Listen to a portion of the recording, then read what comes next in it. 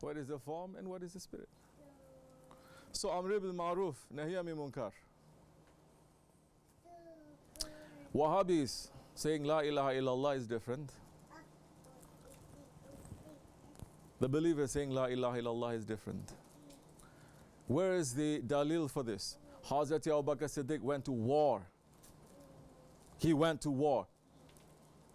With who? With those who say La ilaha illallah. He went to war and he killed those who says La ilaha illallah. They pray, they fast. They do everything. But some things they don't like. He went to war with them. Hazrat Ali went to war with people who say La ilaha illallah, didn't he? Correct? They say La ilaha illallah. They also say Muhammad Rasulullah. But they say La Khilafat. They say Quran only. They're taking the, right? Taking the Quran and they spear it and they show it like this. We follow only Quran. We don't follow any man. Man is corrupt. It can be corrupt, not perfect. The Quran is perfect. We follow only Quran. But Quran is a what? He's going there reading and guiding you like this, like a. And the Quran came like that. The Quran came to a man, the Holy Prophet ﷺ.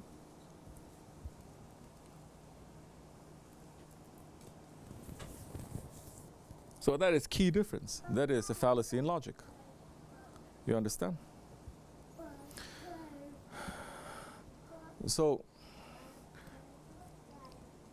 people who are terrorists, extremists, they're also saying they want Khilafat. Correct? Don't they? In Iraq. Is that what the Prophet was saying about Khalifa for 1400 years? No. They're also saying Khilafat. Is that what we're saying about the Khilafat? No. But for people who are stupid and lazy and brainwashed, they're going to say chair has 4 legs, cat has 4 legs. So a chair is a cat. Same. It used to be unbelievers thinking that way. It's okay. They say because there were terrorists who are Muslims, so they say now every Muslim is a terrorist. They are unbelievers. Something is wrong there. They are brainwashed. Even now they're starting to see the difference. It's okay, maybe. But for believers or Muslims to think that, that is unforgivable. That's why Muslims for 1400 years, they can live with Jews, they can live with Christians, they can live with Hindus, they can live with unbelievers. Correct or no? They can live.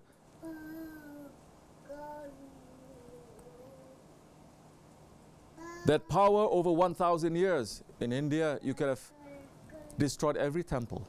Not 1000 years, 100 years less. They could have. They didn't. Same thing in the Hijaz too. There are still temples and there's still churches and synagogues standing. Same thing in North Africa too. We could have destroyed everything, but we didn't, because that is not what Allah and His Prophet is saying to do.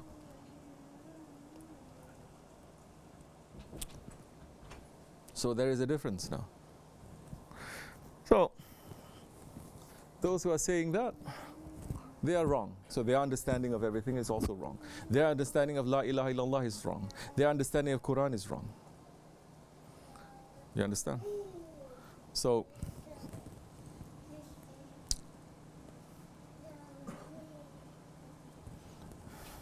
their understanding of Amr bil Ma'ruf and Nahi anil Munkar is wrong. So they're only going to do wrong things with that. When they're going to use the religion, of course they are going to. Understand? So Allah make us to be in wisdom and to be in understanding, inshallah. Okay. You satisfied with that answer, or you want to say? No, say. The reason I was asking is because when you talk to somebody who's they have this certain desire to now follow Islam, the things that are very easily accessible to them are people who are not right, and they tend to follow them blindly, and these people always say Quran, and then it's very difficult to move these people from, because they always say, why should I follow anybody when I can read and learn the Quran myself? Yeah. So and these people who they're following, they're actually following these people. Right. Always say Amar bil Maruf, do this yourself and read yourself. So talking to some people like that, they just don't understand that you have to follow the right sources. You don't argue. The Prophet ﷺ is saying, he's forbidding argument in matters of religion, in faith. He's forbidding that. You understand? He's forbidding arguing in matters of religion, even when you are right. If you are right, don't argue. If you're wrong, completely don't speak. Because argument is not the only way. Now we live in so much war. We think argument is the only way to convince someone. It's not. It's not the only way. There's so many other ways to try to make someone to wake up. Don't try to convince them. Don't argue. It extinguishes the light of faith, arguing about religion. Understand?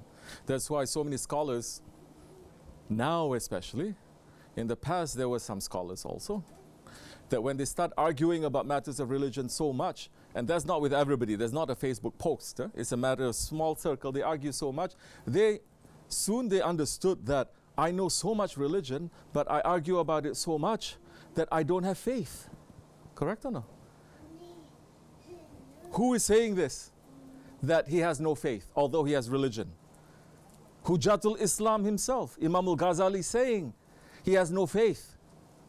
He comes from a long lineage. Not just he learned 1 year, 2 years like today's people. 1 year, 2 years taking online course. They call themselves a mujtahid. They call themselves an alim, and they call themselves a shaykh. His whole life he was trained for that. His father was trained for that. His grandfather was, and they're not some people having some followers in Facebook. They were guiding whole nations, working for sultans. And he was knowing so much. And he says, I fear for my faith. Faith now.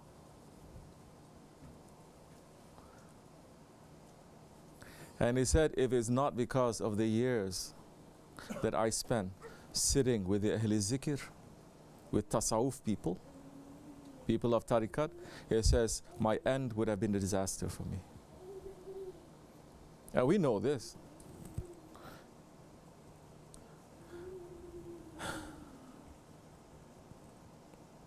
Let me tell you, when it comes to matters of faith, how delicate it is. Huh?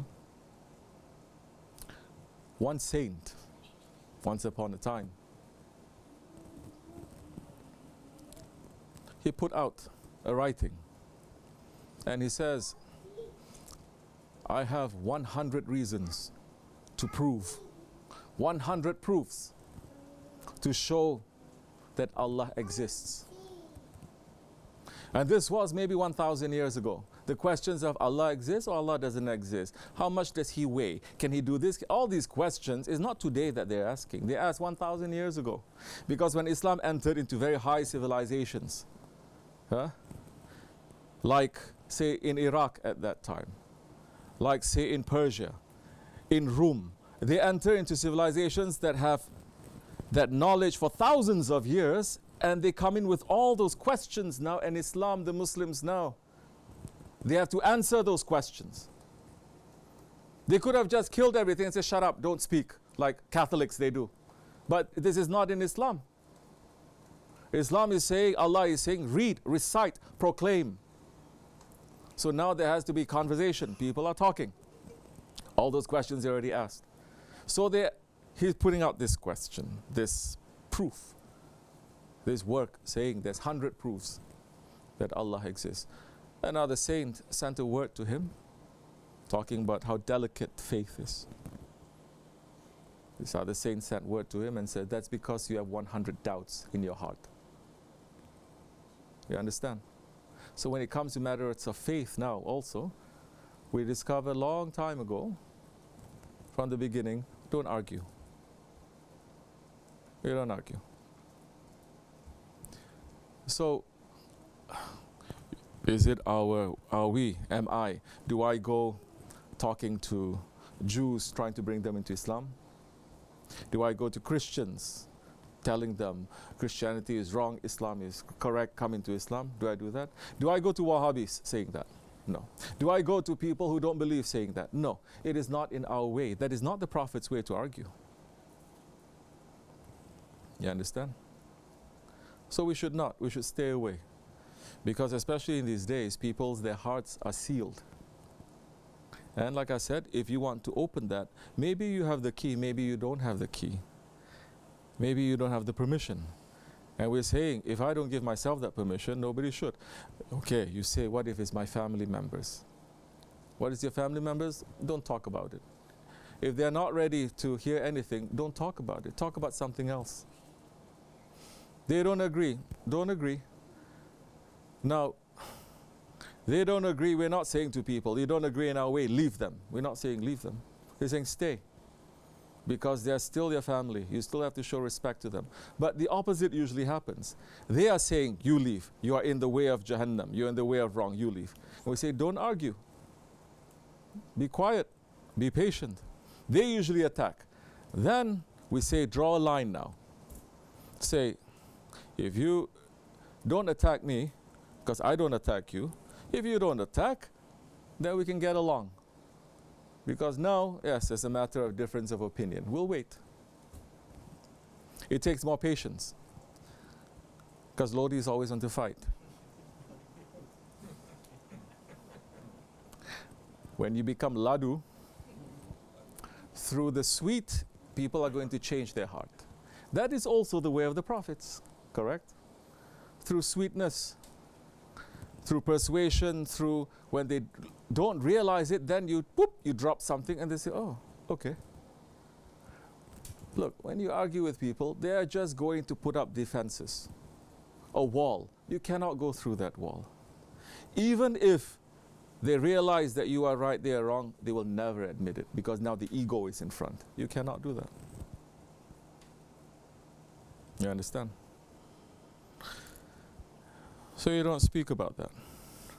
One of the ways, you may drop certain things here and there. You may poke it here and there, make fun here and there for them to just, but don't argue too much.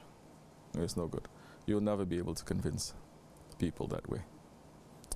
Especially now, only those that their hearts are a little bit open, they want to stay, you stay. You speak, listen. We don't force anyone, understand? So no need to do that. If it's for yourself that you are trying to work certain things out in your mind, that's different. But for people, don't.